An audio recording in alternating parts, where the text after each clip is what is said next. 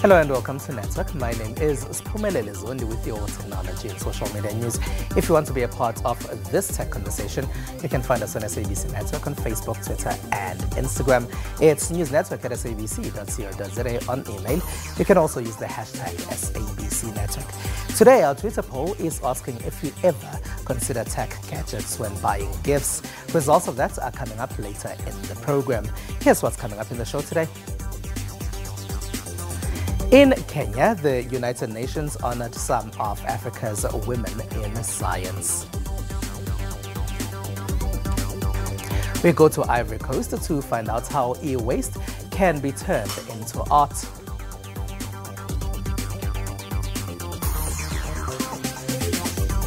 And our discussion is on some last-minute Christmas gift ideas. Product of the Year's Pritesh Suraj is here for that one. Hello, Pritesh. Hi, how are you doing? I'm all right. Good. Now, do people generally buy tech as gifts for Christmas? So what are we seeing? Yes, definitely. In fact, the largest trend in gifting right now is tech devices. So yes, you'll see a lot more tech products. All right, hold that thought. We will have that discussion later in the program. But first, your technology and social media news.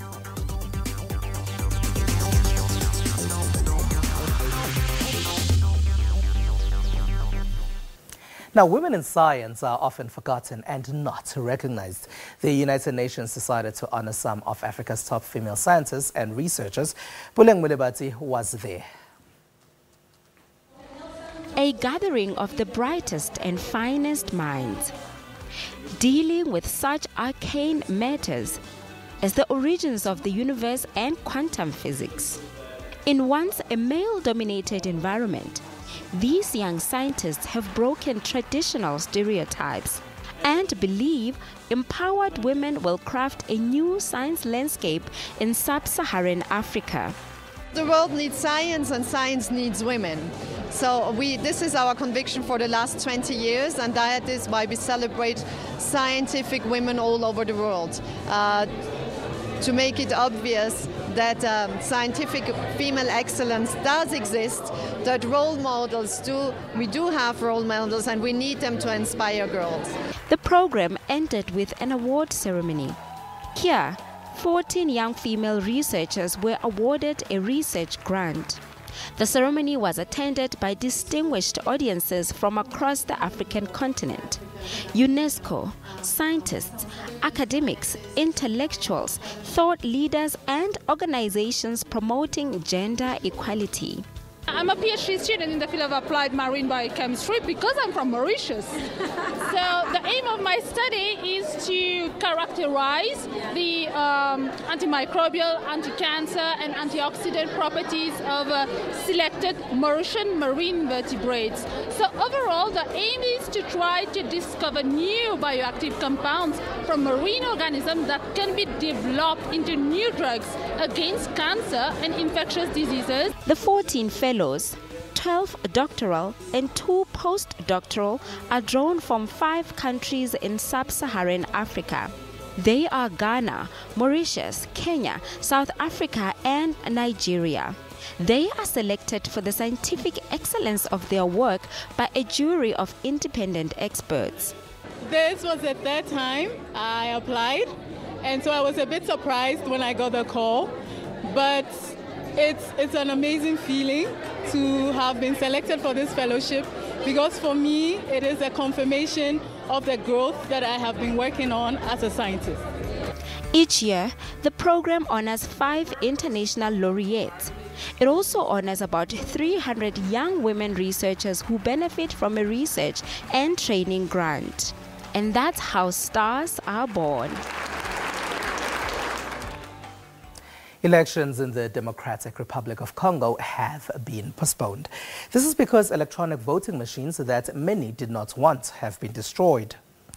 These elections were initially scheduled for 2016. The suspected arson destroyed nearly 80% of Kinshasa's voting machines in a massive blaze. The opposition had initially raised concerns about these machines, saying they would make vote rigging easy. The country's National Independent Electoral Commission has said that voting machines will still be used. Congolese election officials are pressing ahead with plans to use these voting machines for the upcoming national ballot.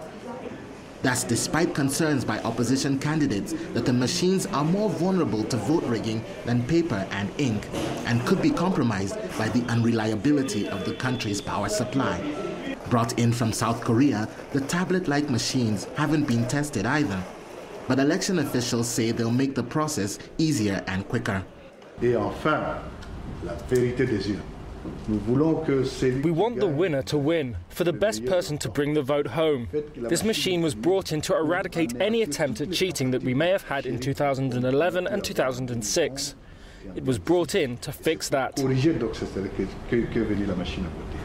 The vote could mark the country's first democratic transition of power since independence from Belgium in 1960. Prior elections in 2006 and 2011 sparked violent protests over disputed results, and there are indications that losing candidates will again cry foul. Security forces killed at least 7 opposition supporters in an outbreak of violence last week, and a fire at a warehouse in the capital destroyed 8,000 voting machines, both timely reminders of how quickly things can turn sour. A young man in Ivory Coast is turning the electronic waste that citizens throw away into art pieces. Desire Coffee can often be found combing the streets of the bustling neighborhoods Kumasi in Ivory Coast's commercial capital Abidjan. He will be searching for old and damaged electronics, the key components for his mixed media artwork. The 24-year-old regularly comes to his neighborhood where he buys used or damaged phones and computer keyboard for about $1. Kofi grew up in Kumasi and says he was drawn to recycling and incorporating e-waste in his art after seeing how it affected his environment. My number one goal is to try in my own small way to reduce electronic waste that is found in the streets and in the bins. Here we're in one of the city's most popular neighborhoods where you usually find old phones which can no longer be repaired. The residents here help me a lot because when they have old phones or unusable phones, they call me to come collect them, and it wasn't the case before. Because you will find these old phones in the drain or find children playing with them, which is not good for their health. The European Union funded e-waste implementation says Abidjan generates up to 1,500 tons of e-waste per year. Kofi says a significant amount of his waste can be used to make money. Once he has collected all the waste, he proceeds to dismantle them into usable components. Kofi then inserts the pieces of the keyboard and phone screens to illustrate colorful human silhouettes or urban scenes. At the moment, I'm working with phone screens and keyboards, and I will use all the rest of them in my painting. I keep everything. I don't throw anything away. I store them away and will work with them later. Kofi says his work and artistic touch is influenced by his environment. He says he uses old mobile phones to express the concept of technological evolution in urban settings, while also addressing issues like the need for recycling and sustainable living. With several exhibitions abroad and at home under his belt, Kofi is quickly becoming one of Ivory Coast's most important figures in contemporary art. I think his work is great.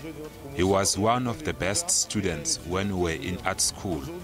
Today he has decided to go into recycling, and it really suits him because his work stands out from all others. Today we talk a lot about recycling, and we like the type of work he's doing. But also at the back of that, you get the graphic design aspect of his work.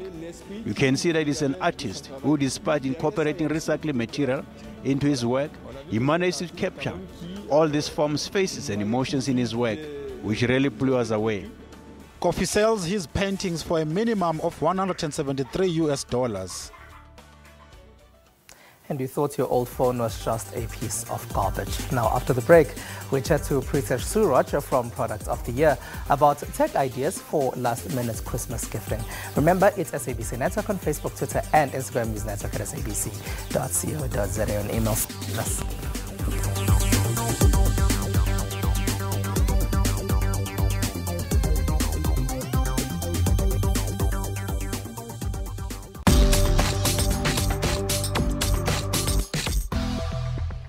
On the agenda, Blaine and I have such an amazing team of writers and producers and a technical team that's so aware of the needs of our viewers and the constant need to be independent and impartial. I'm Desiree Chauke, and I am SABC News.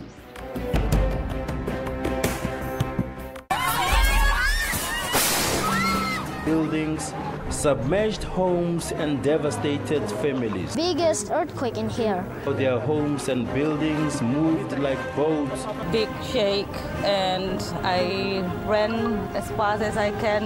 These are the satellite images depicting the area before the disaster. The ground is like a wave. I've never seen anything like this in my life. It is unbelievable. You can actually smell the stench of dead bodies around. The National Hurricane Center said earlier on Tuesday that Michael was a Category 1 storm with sustained winds of up to 150 kilometers per hour. Residents were implored to get out of harm's way ahead of life-threatening waves, winds and rains. Flash flooding over the weekend caused 13 deaths in Central America after Michael formed off the coast of northern Honduras.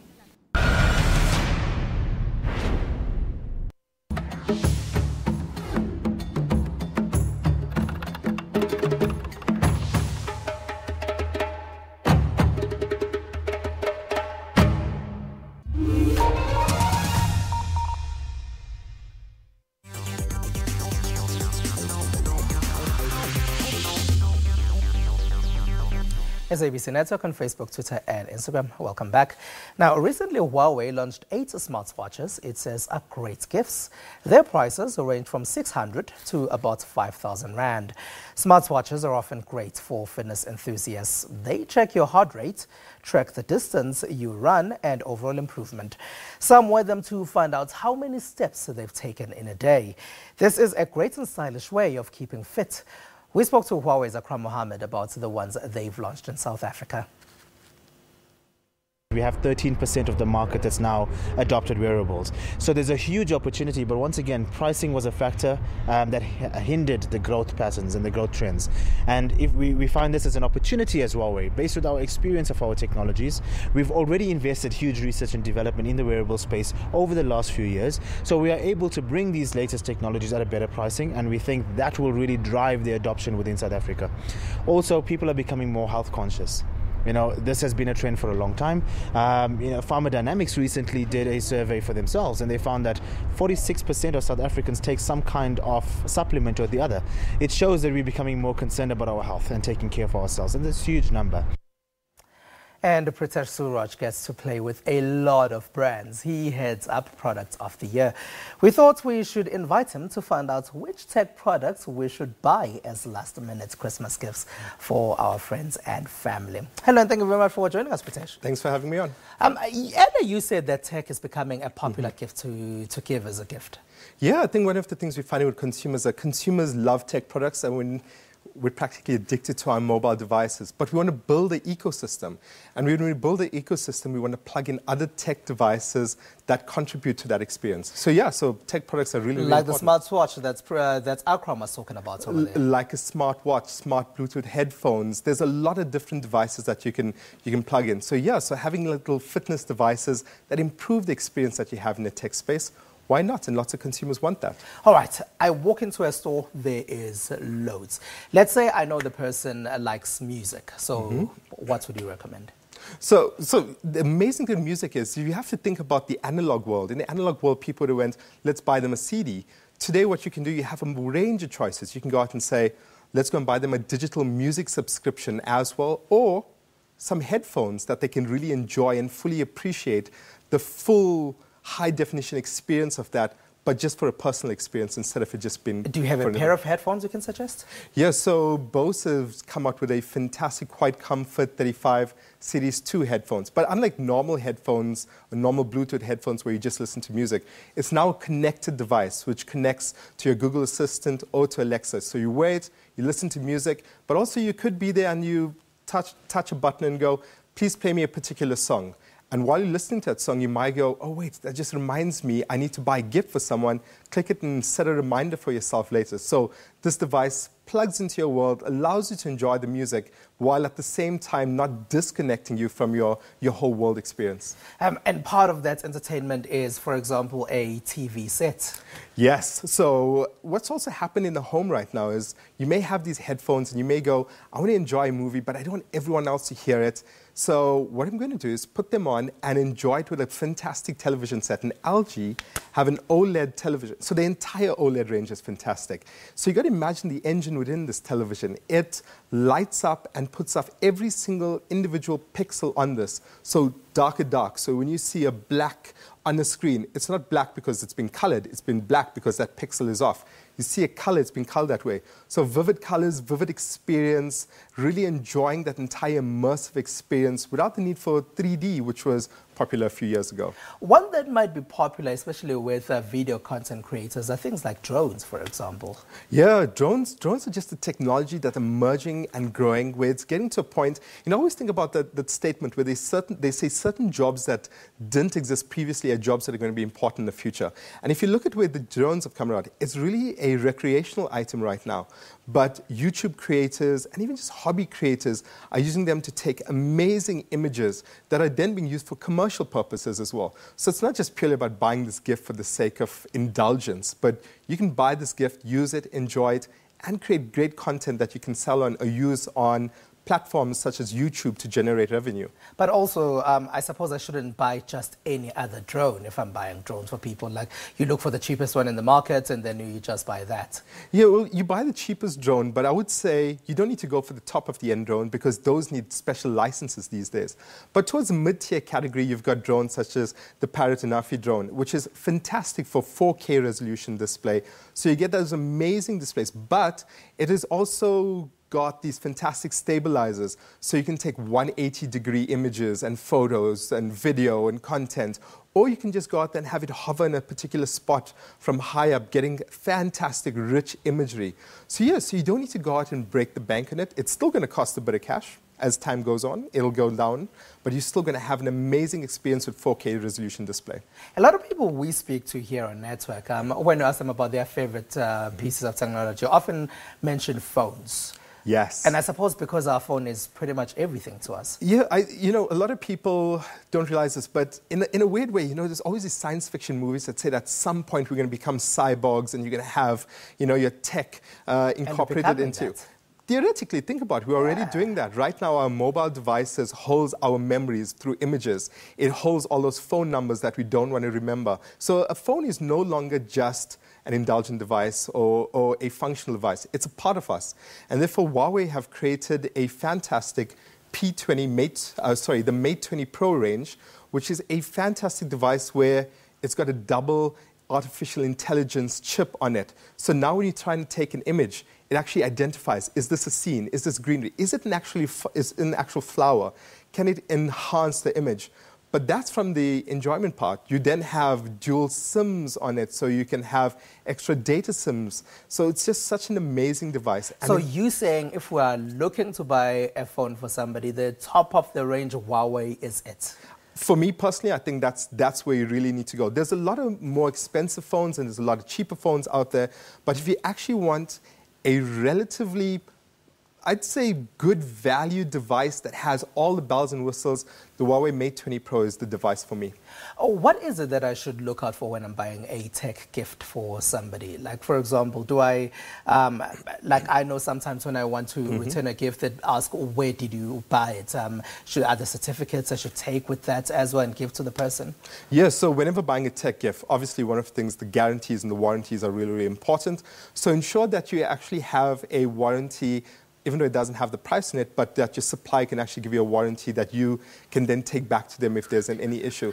And also think about how it plugs into the ecosystem. If you know somebody well enough, are they an iOS fan? Are they an Android fan? Are they plugged into the Amazon ecosystem now? So think about the ecosystems they're using and how this device can benefit and enhance the experience in that ecosystem. All right, sure. Pritesh Suraj, thank you very much. Great, thanks for having me. All right, Pritesh there is from Product of the Year. Now, we also caught up with actress Nompilo Maphumulo. Hi guys, some of you know me from Uzalo. I mean, most of you know me from Uzalo. As yeah, I'm here to tell you that my favorite gadget is a Huawei P9. Can't tell me anything.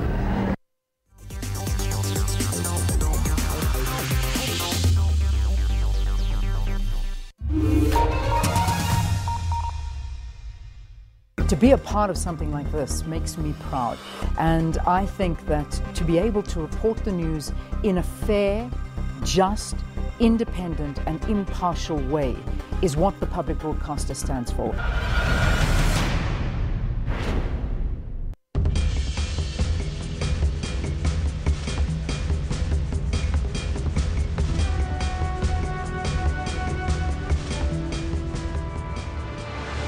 Did you know that the Nile River is actually 6,695 kilometers long?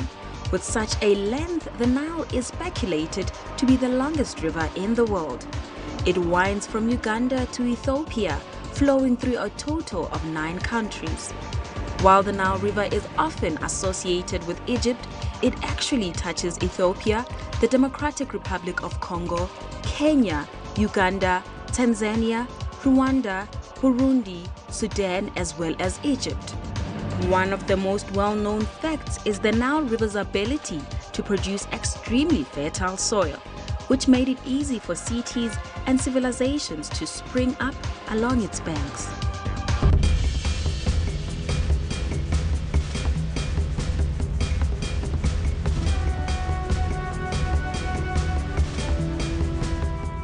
On the agenda, Blaine and I have such an amazing team of writers and producers and a technical team that's so aware of the needs of our viewers and the constant need to be independent and impartial. I'm Desiree Chauke and I am SABC News.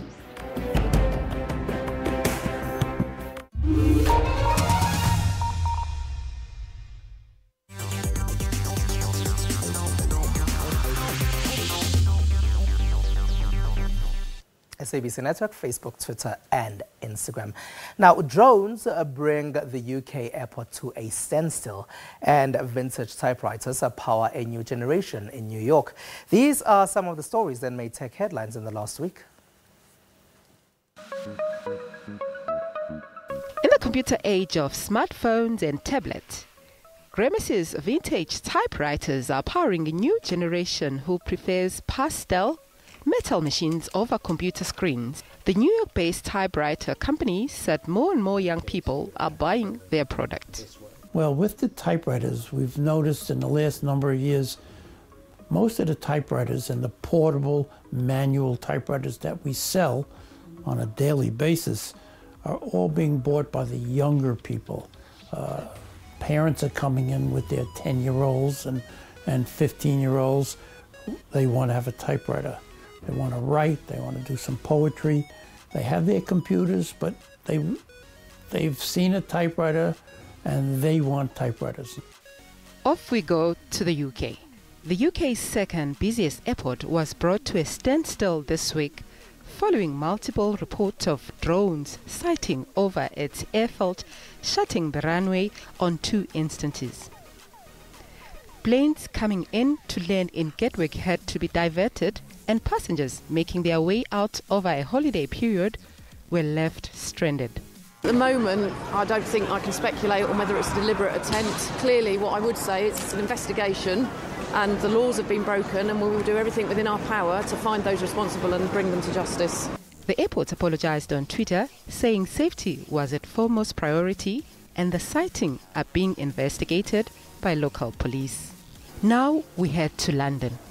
Architects have swapped traditional building material for sugar and spice to create an edible gingerbread city of the future at London's Victoria and Albert Museum.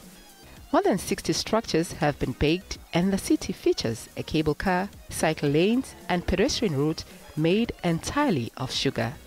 Yeah, so I mean, I think a lot of the buildings, when they talk about them, they are sustainable. They're looking at different kinds of material and technology. We've got Foster's, which have actually built their gingerbread house with a robot, which is incredible. I think it's the first robot-built gingerbread house that we've shown here. So that's another innovation this year. Among the gingerbread structures on display is a pavilion designed by Foster and Partners that was built by a robot, a first for the exhibition.